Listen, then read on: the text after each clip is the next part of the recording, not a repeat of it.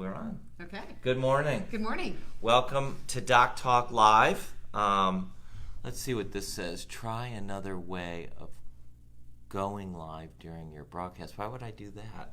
Why would I try another way of going live? I don't know. All right. It seems to be live. So Anyway, I'm with Renie Moss. Renie, thank you for doing this with me today. Glad to be here.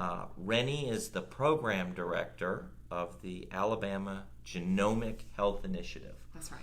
And so, basically a couple of weeks ago, I had a friend who works in UAB who mentioned to me about a study where you go in and you get your blood drawn and they do genetic testing. They look at your DNA, but it's not like a 23andMe type thing. Right. Where, you find out what your heritage is and your sort of biological history, if you will, or your genetic history.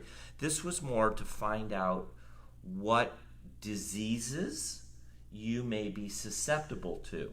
That's correct. In your life. And I'm like, this is really good information. People need to know about this. So I went in and I had my blood test. I signed up for your study. Okay, great. I signed up for your study. I've had my blood tested. I have not received my results yet, so hopefully we can follow up with a results type of thing. But I want you to tell our listeners about your study, and tell us about the Alabama Genomic Health Initiative. Okay, great. Well, I think probably one of the first places to start is to say why the state of Alabama even funded this to begin with, because it's kind of unusual for a state to fund something like this. And I think the main value is that we have a very diverse state, a diverse population, and the state of Alabama believes in the value of the precision medicine initiatives that are going on here at UAB and around the state. And the Alabama Genomic Health Initiative offered an opportunity to do exactly what you're saying, to offer residents of Alabama a screening for well-known, medically actionable conditions that you may be genetically predisposed to. So this is a free test. This is paid for. It's funded by the state of Alabama. Correct. So the only requisite is you have to live in this state. That's right. 18 or older and a resident of Alabama is the only requirement to participate. And you have to sign a consent form. You do. Okay. Yes. And so I was like, sign me up. I mean, I want to know what I'm susceptible for, because if I know in advance what I could potentially modify, then that could be very, very valuable. So give us some examples of how this could be practically useful as opposed to just sort of on paper useful. So you hit the nail on the head in saying that there are things that you may be able to do to head something off if you know about it ahead of time. So, for example, there are several diseases on this genetic screening that are associated with cancer predispositions. A lot of people are familiar with BRCA1, BRCA2. That would be the breast cancer. That's correct. And a lot of people don't know those can also happen in males. And so there's some misnomers in terms of genetic predisposition for colon cancer and other things that could be associated with some of those genes. There's also a number of cardiovascular conditions that can have a genetic inheritance pattern or trait. And so knowing that ahead of time can set you up for more proactive management and preventive care style of health for you, rather than react when something comes. If you know it ahead of time, you can set up with your primary care provider and others to be able to manage that. So as an example, I'm over 50 years old and I need a colonoscopy. And so potentially I'm more likely to get screened. I'm more likely not to put it off if I know I'm at risk. Now, the flip side could also be true, right? What if this test says, hey, you're really not at risk for colon cancer? Maybe I'm less likely to be screened. So that could be a problem too. Right. And so we have genetic counselors on the study that are very clear, and our patient navigators are very clear that there are a lot of things that contribute to disease other than genetics. So this does not replace your preventive care that is currently medically managed. So you should still get your colonoscopy, like you said, after age 50. If you're a female, you should have your mammograms at the appropriate time. But if you find out that you may have a genetic predisposition, it may move that up for you. Sure. And give you a more precision care course of action to be able to monitor that earlier in life. There could be some patterns their family members may need to know as well, because some of these conditions carry a 50% chance of a first-degree relative, a child or a sibling perhaps having something. So this is a study that offers you personal information, but also it may have benefit for your family members. And so we talk about how to have those conversations about health in a trusting and meaningful way in families. How do people sign up? How do they find you efficiently? How do they sign up for the study? So everything is on our website, aghi.org, and there is a 1-800 number. It's an 855, which is a toll-free number you can call. There's also an online scheduling system. You can select a date and a time to enroll there. We currently have standing enrollment sites here at the Kirkland Clinic in Birmingham, at UAB Selma Family Medicine, and at UAB Medicine in Montgomery.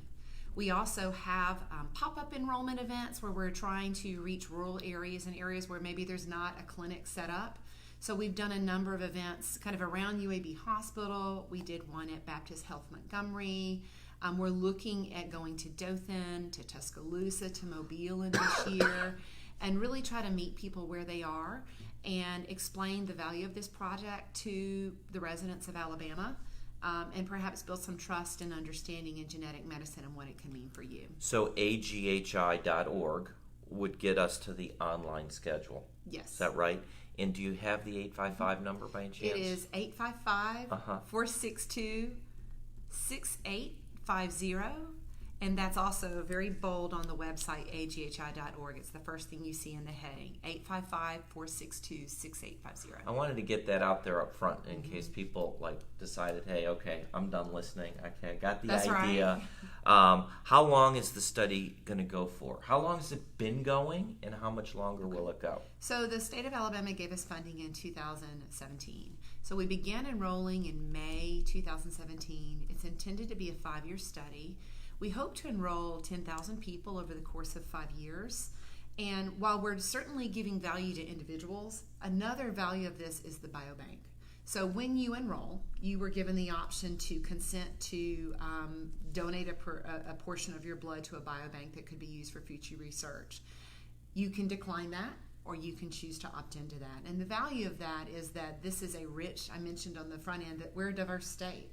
A lot of the biobanks that we have right now in medical worlds are very white, very Indo-European. And if we're going to get to the heart of some of these genetic diseases that affect our residents in Alabama, then we really need to be comparing apples to apples. So the more diverse our biobank is, then the more effective it will be for better understanding the origin of diseases and ways that we can better treat our residents here in Alabama. Now, I grew up in Michigan, but have lived in Alabama since '94. So how does that affect, I guess, the so-called biobank?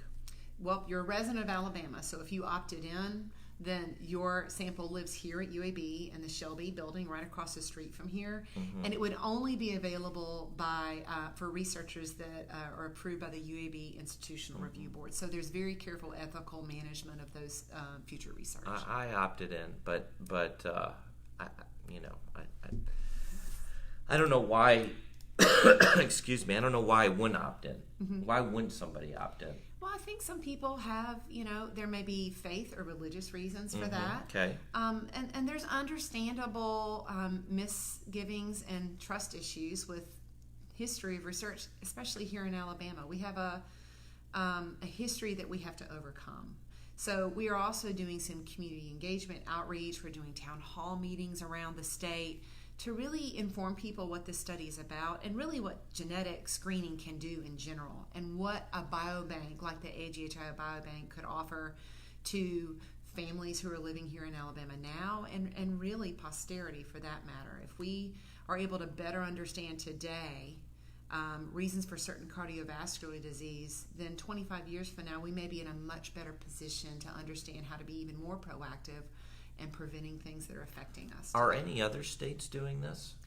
We are one of the first states. There might have been one or two other states, but we are actually, we get calls a lot. How are y'all doing this? We're interested in doing this So as who well. is the brainchild behind this? The brainchild behind this really is a combination of Dr. Selwyn Vickers, who's the Dean of the School of Medicine.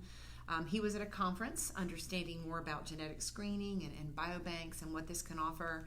And I think he talks about a light bulb went off in his head, and he called Dr. Bruce Korf, who's our Chief Genomics Officer, and said, what do you think? Could we do this? That's and the rest is history, and that's really how it came to That's about. awesome.